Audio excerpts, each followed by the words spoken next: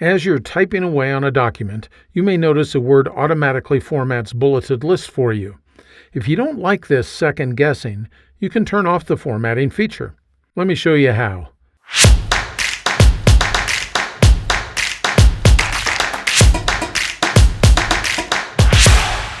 One of the automatic formatting features included with Word is automatic bulleted lists. When you enter some text that Word thinks should be a bulleted list, it formats the paragraph with a hanging indent and places a bullet at the beginning of it. In addition, Word assumes that the next paragraph will be part of the same bulleted list. For instance, I'm going to go right down here, and we're going to go to the end of that paragraph, that first paragraph up there. I'm going to press Enter. And now if I type an asterisk and I press either a space bar or a tab, well then Word automatically converts it to a bulleted list. And I can type, and when I hit Enter, it'll continue this bulleted list for me. Well, I might find that a little bit bothersome that it's making that assumption. The interesting thing is that it's not just an asterisk that it'll do this with. For instance, if I press Control-Z to undo this and back up, if I'll use a dash, and I press a tab or a space, it automatically makes it a bulleted list. Press Control-Z again, and if I do it with a right angle bracket like that and press tab, it automatically makes it into a special kind of bulleted list.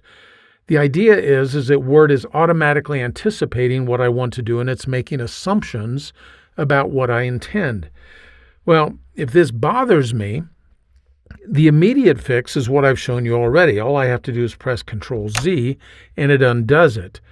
But if I don't want it to do it at all, ever, then all I have to do is go into the Word Options dialog box. And at the left side of the dialog box, I'm going to click on Proofing.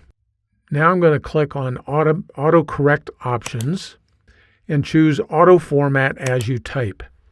The setting that you want to change is this one right here. It says Automatic Bulleted Lists.